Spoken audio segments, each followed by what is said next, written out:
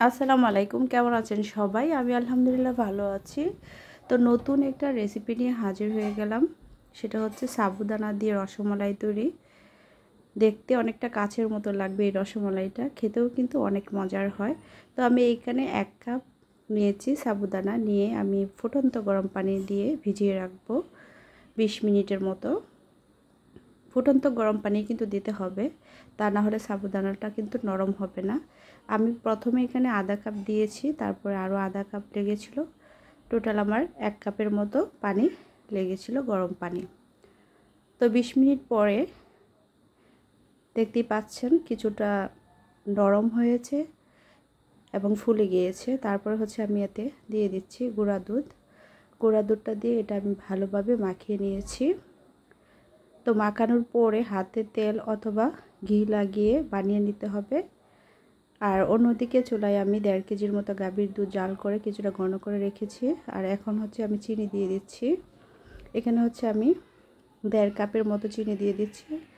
আপনাদের মিষ্টিটা যেমন খেতে ইচ্ছা করে ঠিক তেমনটা দিতে পারবেন। তো চিনিটা দিয়ে আমি চুলার আঁচটা কমিয়ে রেখে আবারও কিছুক্ষণ জাল করে নিয়েছি। তারপরে হচ্ছে অন্যদিকে আমি এগুলি সবগুলো বানিয়ে নিয়েছি। দেখতেই পাচ্ছেন আমি কিছুটা রসমালাইয়ের মতো করে বানিয়েছি। আপনারা চাইলে এগুলি গোল করে অথবা চ্যাপ্টা করে বানিয়ে নিতে পারেন, কিছুটা বড় বড় করে। তো সবগুলো বানানো হয়ে গিয়েছে। এখন হচ্ছে আমি জাল করে রাখা দুধটা এতে আমি একটা একটা করে দিয়ে দিব। কিছুটা সাবধানে দিতে হবে, যেহেতু এগুলি কাঁচা অবস্থায় কিছুটা নরম থাকে সেই জন্য।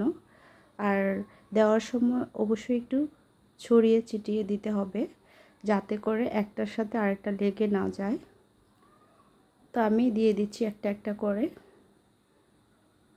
তো কিছুক্ষণ জাল করার পরে কিন্তু আর লাগবে না একটার সাথে আরেকটা, সুন্দরভাবে সিদ্ধ হয়ে যাবে এগুলি। 20 মিনিটের মতো রান্না করে নিলেই কিন্তু এগুলি হয়ে যায়। খুবই সহজ, খেতে কিন্তু খুবই মজাদার এবং পুষ্টিগত একটা খাবার। যেহেতু এখানে দুধ আছে আর সাবুদানা কিন্তু খুবই পুষ্টিকর খাবার, এগুলো বিশেষ করে বাচ্চাদের জন্য।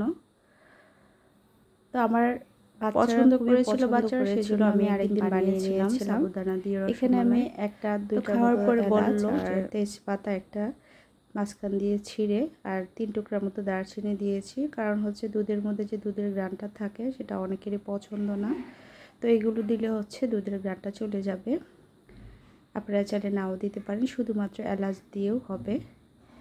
তো দেখতেই পাচ্ছেন কিছুক্ষণ জাল করার মতো, মানে জাল করার পরে এগুলো একদম সিদ্ধ হয়ে গিয়েছে। এখন আমি উপর থেকে আরও কিছুটা গুঁড়া দুধ দিয়ে দিচ্ছি, কারণ গুঁড়া দুধটা দিলে যেমন মজার হবে তেমন হবে ঘন, আর দেখতে হবে অনেকটা রসমালাইয়ের মতো, ঝোলটা অনেকটা রসমালাইয়ের মতো হয়ে যাবে।